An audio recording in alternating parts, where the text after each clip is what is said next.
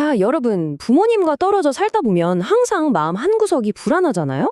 만약 갑자기 편찮으시면 어떡하지? 하는 그런 걱정 말이죠. 오늘 이 시간에는 나이 드신 부모님께 생길 수 있는 갑작스러운 응급 상황, 그 막연한 불안감을 아주 확실하고 든든한 대비책으로 한번 바꿔볼 건데요. 거두절미하고 바로 시작하겠습니다. 당장 오늘 부모님이 갑자기 쓰러지셨다는 전화를 받는다면 어떠실 것 같으세요? 상상만 해도 덜컥 겁부터 나고 엄청난 스트레스가 밀려오죠. 막상 머릿속이 하얘지고 뭘 해야 할지 막막하실 겁니다. 이게 바로 우리가 현실을 직시해야 하는 출발점인데요.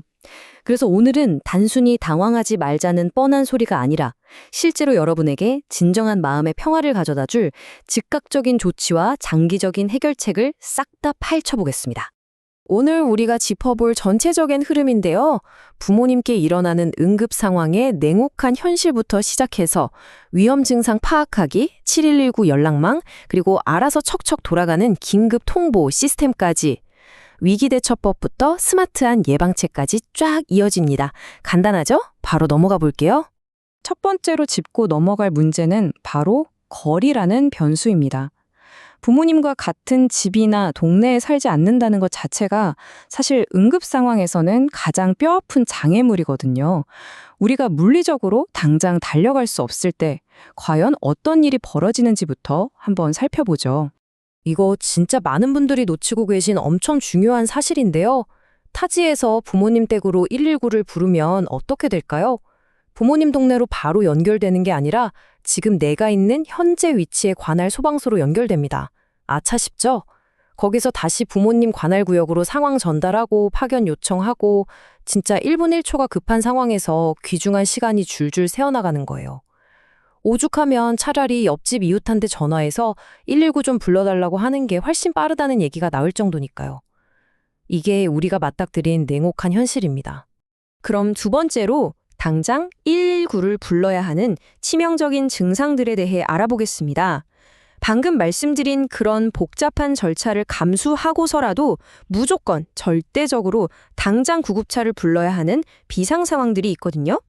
여기 나오는 이 증상들 절대 무시하시면 안 됩니다. 가슴을 쥐어짜는 듯한 통증, 갑자기 몸 한쪽이 마비되거나 말이 아예 안 나오는 경우, 그리고 멈추지 않는 출혈, 뜬금없는 식은땀, 숨을 쉴 수 없는 상태, 이런 것들은 우리 몸이 보내는 엄청난 빨간불입니다. 아, 좀 쉬면 괜찮겠지? 이런 생각은 절대 금물입니다. 단 1초도 지체하지 마시고 무조건 119를 부르셔야 해요. 생명과 직결되는 골든타임이라는 거 꼭 기억하셔야 합니다. 자, 근데 세 번째 주제.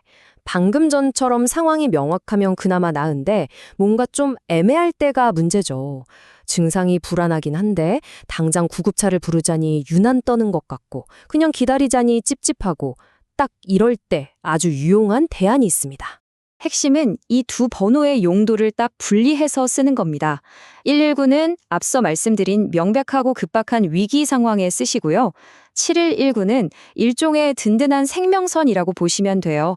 24시간 언제든 간호사나 의사 같은 전문가랑 상담을 할 수 있거든요. 구급차가 당장 필요한 상황인지 아닌지 정확하게 짚어주니까 혼자 끙끙 앓으면서 불안해하실 필요 없이 7119를 적극적으로 활용해 보시기 바랍니다. 네 번째, 오늘 설명해드리는 내용의 하이라이트라고도 할 수 있는데요. 혼자 계신 부모님을 위한 우리의 궁극적이고 주도적인 해결책, 바로 긴급통보 시스템입니다. 우리가 멀리 떨어져 있을 때 부모님을 지켜주는 아주 든든한 방어막이죠. 지자체에서 제공하는 이 시스템, 이거 진짜 물건입니다. 보통 혼자 사시거나 낮에만 혼자 계시는 65세 이상 어르신들이 대상인데요. 일본의 지자체 사례를 기준으로 한번 볼까요? 비용이 정말 놀랍습니다. 한 달에 커피 한 잔 값도 안 되는 300엔에서 1,300엔 정도면 비상 펜던트, 활동 센서, 화재 센서까지 집안에 싹 다 설치가 가능해요. 이렇게 적은 비용으로 부모님 안전을 지킬 수 있다니 경제적 부담 없이 필수 기술을 누릴 수 있다는 게 엄청난 장점입니다. 다섯 번째, 그럼 이 기특한 장비들이 집안에서 구체적으로 어떻게 작동하는 건지, 정보가 어떻게 흘러가는지 그 원리를 알기 쉽게 한번 뜯어보겠습니다. 자, 여기서 공식적인 작동 흐름을 한번 쭉 따라가 볼까요? 집에서 딱 응급 상황이 터진 그 순간부터 최종적으로 구급대가 도착하기까지의 과정이 아주 착착 체계적으로 짜여 있습니다. 복잡해 보일 수 있지만 사실 아주 명확하고 똑똑한 구조예요. 딱 세 단계만 기억하시면 되는데요.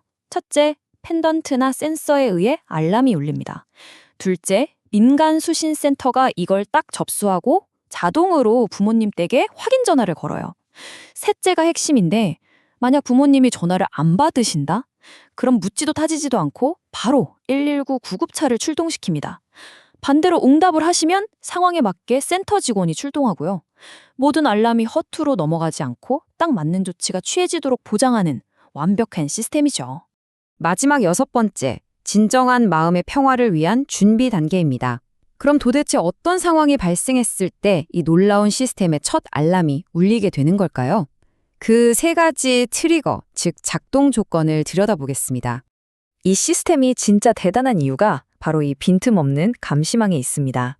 부모님이 의식이 있으셔서 스스로 펜던트를 꾹 누르시는 능동적인 상황은 당연히 커버가 되고요. 진짜 무서운 건 갑자기 쓰러지셔서 손가락 하나 까딱 못하실 때잖아요. 이때는 활동 센서가 14시간 동안 아무런 움직임을 감지하지 못하거나 화재 센서가 연기를 딱 감지하면 시스템이 비상이다 하고 수동적 작동을 시작합니다. 알아서 척척 도와주는 말 그대로 완벽한 스마트 안전망인 거죠. 오늘 이 설명에서 여러분이 꼭 하나만 챙겨가셔야 한다면 바로 이겁니다. 소 잃고 외양간 고치지 말자. 응급 상황 터지고 나서 허둥지둥 이런 안전망 알아보면 이미 너무 늦습니다. 부모님이 조금이라도 더 건강하실 때 미리 이런 선제적인 시스템에 대해 이야기를 나누시고 세팅을 해두셔야 해요. 이게 양쪽 모두를 위한 진짜 확실한 대비책입니다.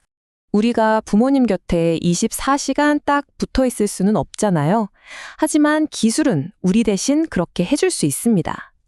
여러분, 아직 이 중요한 대화를 나누지 않으셨다면 오늘 당장 안부전화 한 통 드려보면서 넌지시 이야기 꺼내보시는 건 어떨까요? 진정한 마음의 평화는 미리 준비하는 데서 온다는 사실 잊지 마시고요. 오는 내용은 여기까지입니다. 다음에도 유익한 정보로 찾아올게요.